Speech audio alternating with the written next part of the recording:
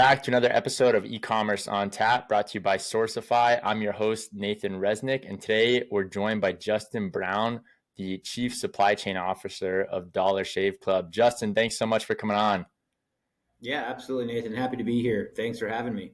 So I want to get right to it because I know you just spent, was it a month in Israel at your vertically integrated factory where I think the majority of Dollar Shave Club razors are produced. Is that right? That is correct. So how did that facility come to be, right? And I think a lot of supply chain leaders question, should I vertically integrate? Should I not? What was that decision like at Dollar Shave Club?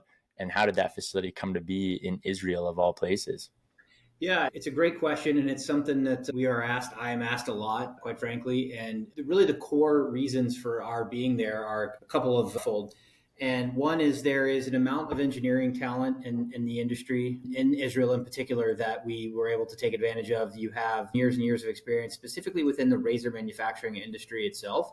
In addition to that, it's a hot, dry, arid climate. It obviously bodes well for a manufacturing process that rust is a real enemy as part of the overall assessment in terms of geographic locations we looked at. And then we had some benefits in working with the Israeli government directly, quite frankly, that also helped us to land on this location. It is literally halfway around the world, but in terms of the overall sourcing strategy for us, it works quite well. And then lastly, because we are vertically integrated and it is our facility, our assets, our employees, we are incredibly competitive from a cost standpoint versus looking at a third-party manufacturer, just as an example. Got it. Thanks for that overview. I'm curious, at what stage do you think it makes sense for a brand to vertically integrate? Is it the $100 million a year mark? Is it quarter billion? What kind of scale do you think it makes sense to look at verticalization? Or is it a lot smaller? Can you vertically integrate at $5-10 million in revenue?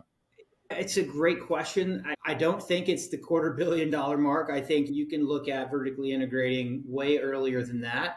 I'd say the 100 million mark probably makes some sense from a logical threshold standpoint. And it also depends on what you're looking for. We're not vertically integrated across 100% of our supply chain. We are primarily vertically integrated when you think about distribution and warehousing, as well as manufacturing, obviously, for our razor products. But we've deliberately chosen for some other areas, like non-razor products, as an example, where we're still outsourcing some of that activity. And it all comes down to volumes, the potential cost that you think you can leverage versus what's out in the market. And so it's not as simple as just one particular threshold, although I think there's some legitimacy to that in terms of the scale you need to justify standing up your own asset base, your own employee base. But for us, it's been a bit of a mix. But I'd say we started looking at it over the course of our history pretty early on. I mean, as you can imagine, when we first started 10 plus years ago, everything was third party managed, obviously. But it only took a couple of years for us to realize, even in the initial trajectory of growth, where we were approaching that 100 to 150 million marker or whatever it was back in those days, to where it made sense. Again, specific to the function you're looking at, like warehousing and distribution as an example. And so that's just the way we've always thought about it and continue to look at opportunities.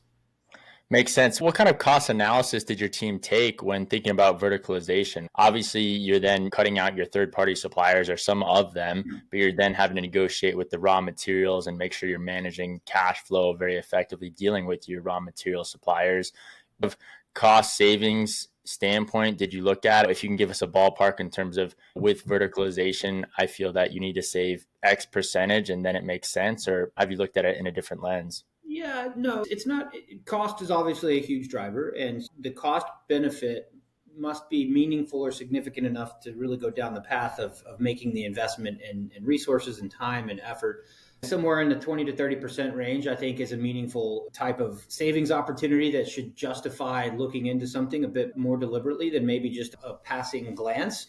The other thing, though, in addition to cost, is also flexibility and control, right? And so when you have a different level of control from a processing standpoint, quality, flexibility on future product development, ideation, things like that, when you own the IP, you own the assets, when they're your own employees, it gives you a level of speed and flexibility that maybe you wouldn't otherwise have with a purely outsourced operation. So that's the way we typically look at it, even within the supply chain and development side. So it's not just all about cost. Makes sense. I'm curious about the development side, right? Because in most e-commerce brands, the development side is hand in hand with their third-party supplier. And so it's this kind of collaborative process. And it sounds like you've verticalized development as well when it comes to your product offering. And it sounds like that falls under your supply chain team as well. And so I'm curious, when it comes to product development, how have you found different unlocks and really strategize around product development, knowing that you're going to own the manufacturing of that product and it's not a third party that then has to figure out how to manufacture that product at scale? Yeah, it's a bit of a shared responsibility internally within the construct of our organization. But I'd say again, it's a bit of a mix where, from the razor side of things, which is obviously the bread and butter of our business, we have vertically integrated that entire operation. And we've also, through the talent we have internally, have the ability to have a continuous flow of development opportunity and ideation that really allows us to bring things to life in a different and maybe faster, less bureaucratic way. With that said, we do keep some relationships with other product formats where maybe volumes don't justify the same type of approach, where there is a bit of a relationship and co-development approach with some third-party manufacturers that we also still have relationships with. So it's a bit of a hybrid, it's a bit of a mix. But again, based on the overwhelming volume share of our business, it is razor specific, and that's something that we've intentionally chosen to have internally just to help with overall speed and creativity. Makes sense. We've seen a lot of supply chain leaders make some different strategic bets given the current climate of e-commerce, whether it be different in terms of the growth that we've seen over the COVID years, right? E-commerce grew so quickly. Now it's stabilized a bit. It's still growing, but not growing at the same tick that it was.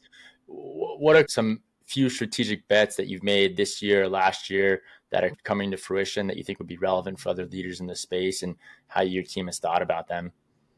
Yeah, that's a great question. And I think the way that I and my team and we've approached it, it's not rocket science, but it's more about everything we've learned since the beginning of the pandemic, really, and the explosion. To your point, we had 4 to 5 years worth of projected e-commerce growth that hit us in 6 months. It really put a strain, as everyone knew, on the global supply chain. And there was a huge, and still is a huge, reliance on China as an example, who's been a good partner for a lot of industry, including ours. But we've taken intentional decisions to look at new regions of sourcing, as an example, for certain product formats or materials, and even some of our own internal manufacturing and co-packing operations. And we've looked to move some of those things around to different parts of the globe outside of China, as one example, to give ourselves a bit more flexibility and responsiveness when you have some of these unforeseen fluctuations, and quite frankly, when you're looking to leverage costs in a different way. So we've definitely had a lot of that activity that we've driven over the past couple of years that has really enabled us to have a bit better speed to market, a bit better from a cost-based perspective, and it just gives us the level of flexibility that we're comfortable with. And so that's one thing for sure, and then we're constantly looking at that. The other thing is, as we continue to look at opportunities to leverage an optimized cost and speed to market element of our US-based direct-to-consumer business, we spend a lot of time and effort in looking at continuing to invest in automation and process improvement within the sites. For us, it's a balance. We don't go over the top in terms of investing in a lot of hard automation that isn't as flexible, to where for our business, we like to keep a level of what I would consider semi-automated, where you have a degree of human labor that allows you to flex in different ways in different work areas within the sites, but supplemented by some new technology, whether it's through software, new capabilities to manage inventory for visibility, to keep a pulse on shipping. And so we've really looked at the semi-automation in our fulfillment centers, along with some software upgrades from a technology platform standpoint, that's allowed us just to continue to grow and to continue to cut costs out at every step that we can, while still satisfying consumer expectations. Makes sense. I think a lot of supply chain teams were caught off guard with the exposure they had to China, obviously during COVID when supply chains were in flux, and also even before that during the tariff increases and quote unquote trade wars that the US had with China. I'm curious, how has your team actually navigated diversifying outside of China with some of the third party suppliers that you work with? Are you sending people all over the world to go audit and verify these third party suppliers? What does that process actually look like? Because I think even right now, a lot of teams are still looking to diversify outside of China, and it's really hard to navigate because there aren't resources like Alibaba or Global Sources or some of these marketplaces to get a starting point in these other countries. And you really, from my experience, either need boots on the ground or a sourcing team or some of the resource to get the ball rolling in some of these other countries when it comes to finding and auditing and working with third-party suppliers? Yeah, that's a good question. And it's exactly that. You said it. While we are a small and mighty team, I would say we're small and scrappy and pride ourselves on that. But it starts with research, right? And it starts with research. And we've done a really nice job, I would say. And we've been intentional with the talent acquisition strategy we've had within supply chain over the last couple of years. Dollar Shave Club historically is a startup, high growth, fast start company that's only been around for just over 10 years. We've intentionally brought a lot of industry experts into the supply chain who have big company experience, whether it's Unilever, Procter and Gamble, Johnson and Johnson, SC Johnson. And so we brought some people in who really know what best practice looks like from a mass scale industry standpoint.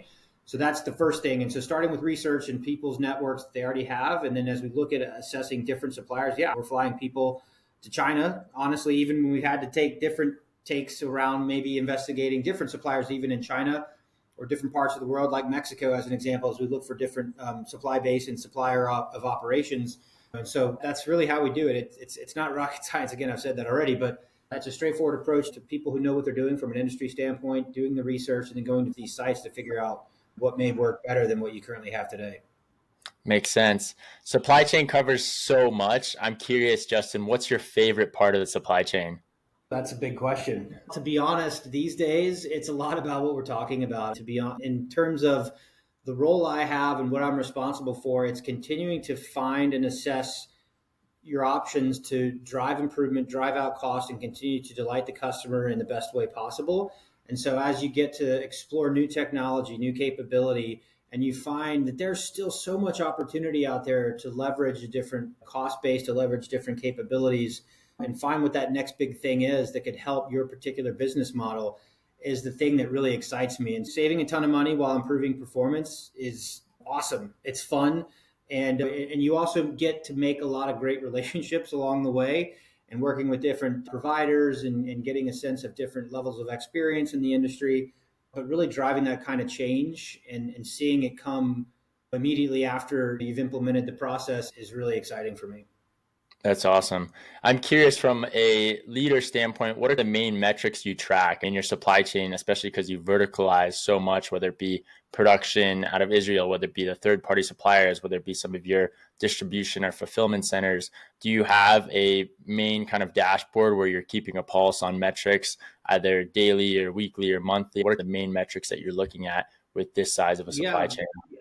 of course, not to get too far into the weeds, but obviously within each function we have across the total supply chain, we're looking at our performance metrics on a monthly basis at minimum. We have other metrics that we have access to daily and weekly. As an example, shipping times and shipping efficiency coming out of our FCs.